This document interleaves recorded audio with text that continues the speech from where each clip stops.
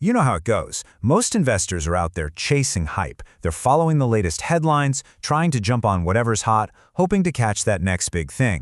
But the smart money? The institutional capital that really moves the markets, while they're playing a completely different game. They put their money where demand isn't just a possibility, it's pretty much a guarantee. And right now, one of the biggest, quietest moves they're making is into healthcare. All right, so let's get into it. Today, we're going to break down the Healthcare Select Sector SPDR Fund. You'll know it by its ticker XLV. This isn't just any fund. It's the benchmark for the entire industry, and we're about to see why it's considered such a fortress for serious investors. But first, the usual. Quick reminder. This is all for educational purposes.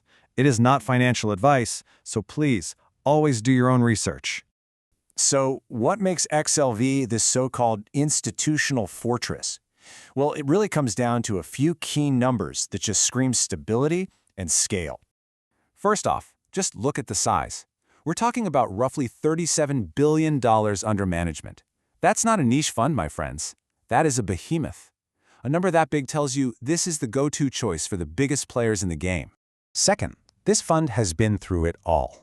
It has a 26-year track record, kicking off way back in 1998. It's navigated the dot-com bust, the 2008 meltdown, the pandemic, you name it. This isn't some new idea, it is a proven, battle-tested strategy. And maybe best of all, the cost.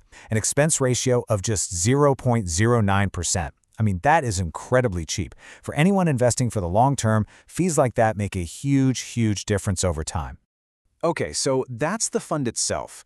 But let's dig into the core idea here. Why is the healthcare sector itself so powerful? Well, it's because it has this unique personality that almost no other sector has. On one side, you've got this incredible defensive demand. I mean, think about it. People don't just stop needing medicine or doctor's visits when the economy gets rocky. That creates a super stable foundation. But at the same time, you've got this powerful built-in growth from nonstop innovation and demographic trends you just can't argue with. And these drivers are massive. We have an aging population, and older folks consume 3 to 5 times more healthcare. Simple as that. In the US, spending is already over 17% of the entire economy. And then you have these mind-blowing scientific breakthroughs that are creating whole new billion-dollar markets out of thin air. These aren't just temporary trends. These are powerful tailwinds that will be blowing for decades. So we know the why. Now, let's pop the hood and look at the how. What's actually inside this ETF that makes it work so well? Well, the secret is baked right into its design. Here's the most important thing to understand. XLV only holds healthcare companies that are already in the S&P 500. This is like a built-in quality filter. It automatically weeds out all those speculative, high-risk biotech companies that haven't even turned a profit yet. What you're left with are the established, profitable, and financially solid giants of the industry. And because the fund is weighted by size, the biggest companies have the biggest impact. The top 10 holdings make up almost 60% of the entire fund. So let's be clear, you're not buying a broadly diversified basket here. You're making a concentrated bet on the absolute leaders, the proven winners like United Health and Eli Lilly. And speaking of Eli Lilly, it's fascinating. Their success has basically turned this defensive ETF into a secret growth play. The boom in GLP-1 drugs for things like obesity and diabetes, it's being called the biggest shift in healthcare investing in a generation. And just to give you an idea of the scale we're talking about, this new class of drugs could be a market worth over $100 billion a year. So you've got this massive growth engine humming away right at the top of what's supposed to be a safe, defensive fund. So the story sounds great, right? A defensive base with a growth engine on top. But how does that actually play out in the real world, especially when the markets get choppy? Let's ask the most important question for any so-called defensive investment. What happens when everything hits the fan? Let's go back to the big one, 2008. The S&P 500 got absolutely crushed, down 37%. XLV went down too, of course, but only by 23%. That nearly 14-point difference, that is massive. That's your capital being protected when you need it most. Okay, how about something more recent? Let's look at 2022. Inflation was roaring, rates were rising, and the S&P 500 dropped over 18%. And XLV, it was basically flat, down just 2%.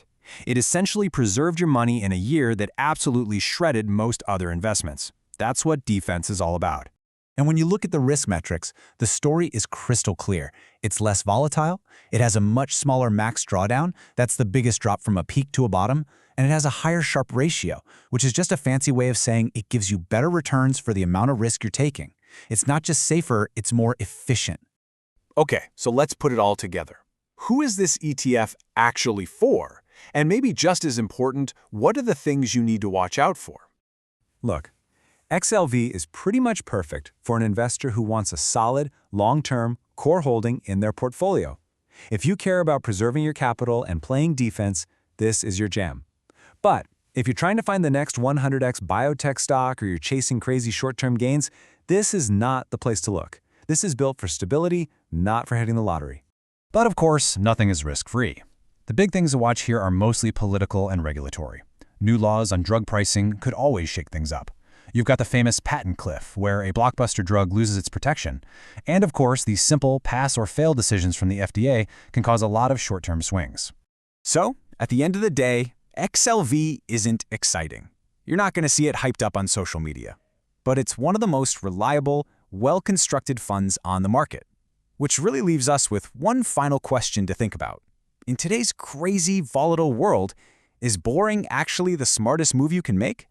And just one last time, remember that all of this is for educational purposes.